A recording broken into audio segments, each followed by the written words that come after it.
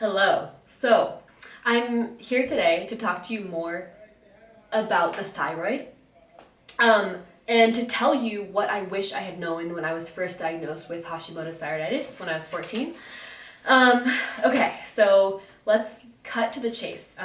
If you're out there and struggling with low energy or struggling with hair loss or loss of appetite or like cold fingers and toes or depression or any number of unexplained illnesses, it could be related to the thyroid.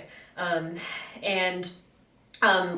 you get a blood test done, generally if you go to the doctor and they give you a blood test, even if they say it's for your thyroid, there are a lot of things that, one, might not be on the blood test that are essential to know whether or not you have Hashimoto's or hypothyroidism or hyperthyroidism. And two, they may be measuring the levels for the quote-unquote the reference range that they're measuring your levels against might be lower than the optimal range. Okay, so the most important thing to have your healthcare provider, or if you want to get your own labs, the most important thing to test for are the antibodies, because the thyroid antibodies are what will tell you whether or not you have an autoimmune disorder.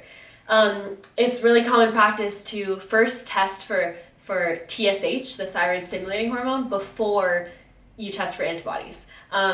And your TSH is produced in the pituitary gland of the brain, and then it sends it to your thyroid. It sends a message to your thyroid saying produce the hormones that regulate your temperature, your mood, your appetite, etc. Your weight, your levels of weight, how fast your metabolism is, all this stuff.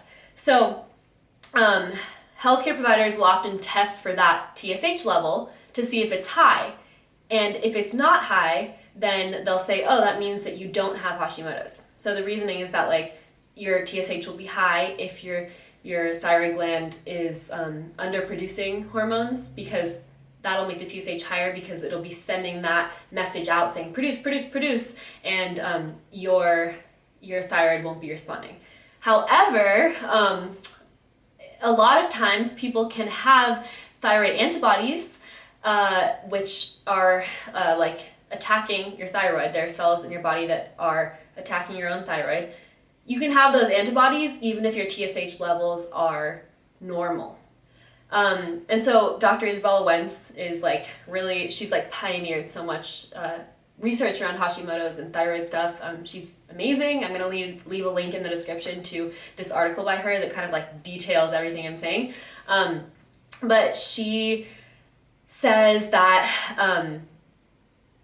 it can even take sometimes up to 15 years for someone's TSH levels to catch up with their antibodies that they have. So like you could have antibodies and your TSH levels could stay low, and you could have this mysterious illness of exhaustion or weight gain or hair falling out or whatever, and doctors, like traditional doctors, won't know what's happening. And people can often be made to feel really crazy because they have this, they sense intuitively that there's something going on in their body that is out of balance, but every time they get a test done from a doctor, their levels are quote unquote normal. Okay, so the biggest thing you need to know is please have your healthcare provider test for thyroid antibodies. So there are 3 types of antibodies, but the 2 that are important to test for are the thyroglobulin antibodies and the thyroid peroxidase antibodies. So that is the thyroid globulin antibodies and the thyroid peroxidase antibodies.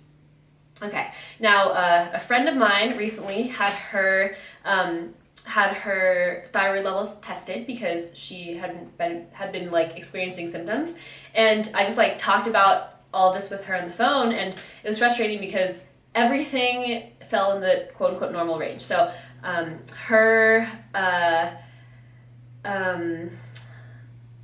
antibody levels, her thyroid peroxidase antibody levels were at 24, and the reference range, the quote-unquote normal reference range, is between 0 and 34.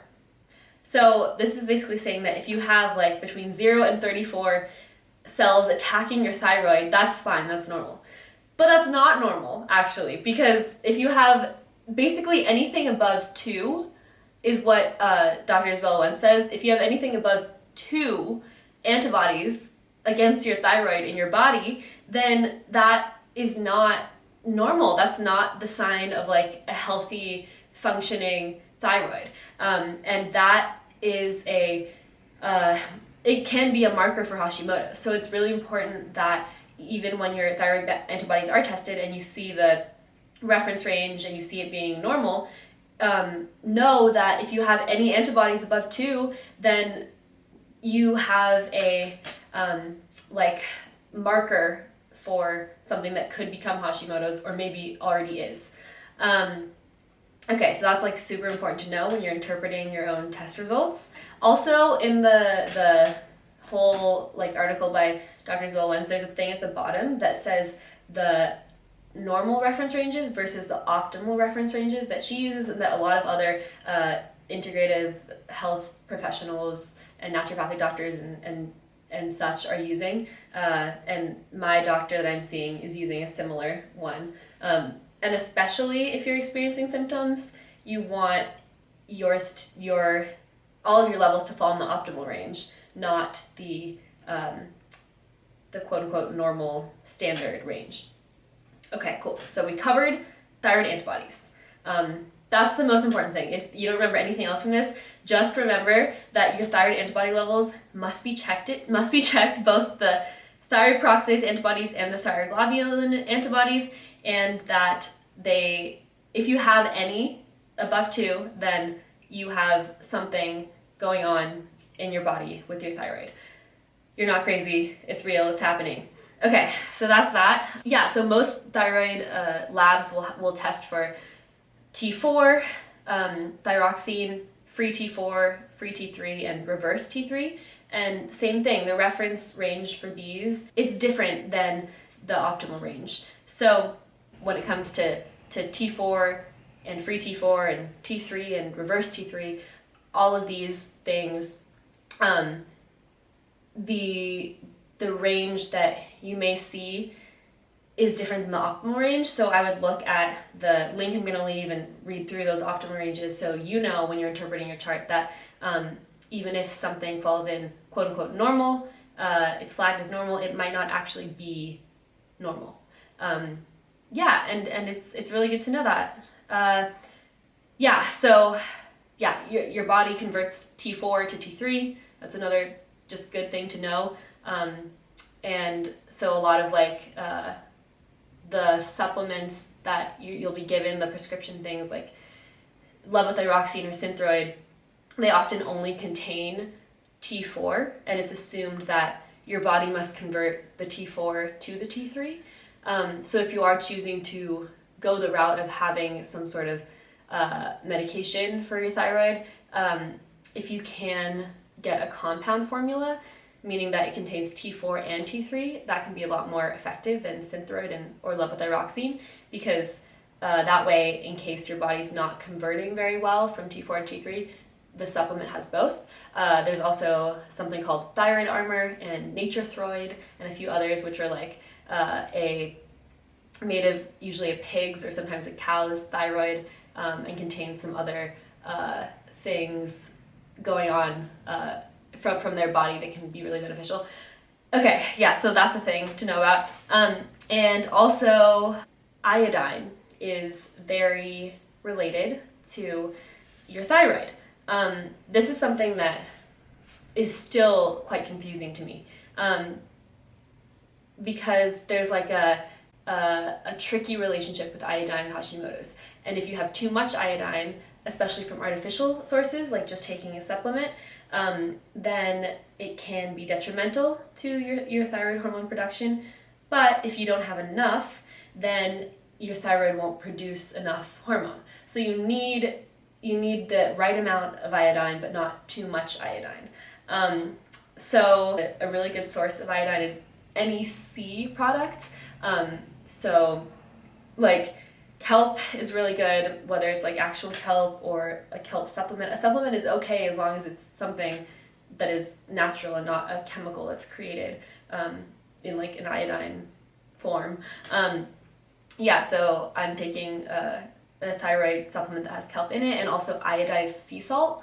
And yeah, I've mentioned this before in other videos, but it's important that your iodine levels are tested, because if you're again having all these symptoms and you don't know what it is, and your TSH levels are normal, and then you see maybe you have a few antibodies, if you see that your iodine levels are also either low or high, then you know that there's a connection there with your thyroid.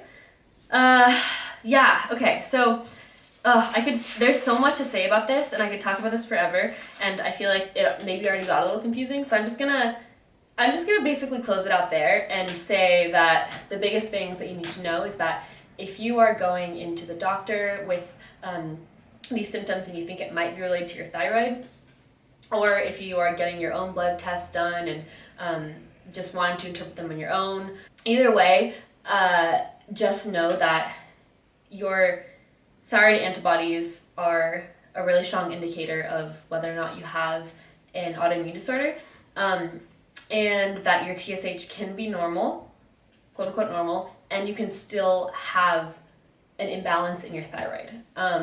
Yeah, that's just the most important thing to scream out to the world, that you, just like my friend that got tested recently and has been having all these symptoms and saw that everything was normal, and then looking over her chart with her, we realized, oh, everything's not normal. So I would say, yeah, things are shifting in healthcare in the US and around the world little by little, and doctors are becoming more and more aware of new ways to help people who have Hashimoto's. But also, it's really easy to get in our minds with all of the test results and just being really critical about it. But at the root of Hashimoto's, it's a dis-ease in our body where our body's attacking itself. And so we come back again to that, and understanding how metaphysical healing and emotional healing can really have an effect on our hormones. And a lot of times, there's always a connection between Hashimoto's and other illness in the body. So chronic inflammation is something that is said to cause autoimmune disorders, and specifically a relation between gut issues and thyroid issues, and how leaky gut can be a big precursor to Hashimoto's. So yeah, and the majority of people I know, pretty much everyone I know who has had a thyroid issue has had something going on in their gut, and also in their mind with feeling depressed or just feeling erratic emotions and such. So everyone who has Hashimoto's is on a healing journey. Everyone who has any thyroid symptoms is on a healing journey. And I wish you all the best on your healing journeys. But it's important that we know how to advocate for ourselves as people, as patients. It's really important that we do feel empowered to question what our doctor says, and know that they want to work with us, but we're allowed to advocate and bring our own knowledge to the table about what's happening in our own bodies. Thank you.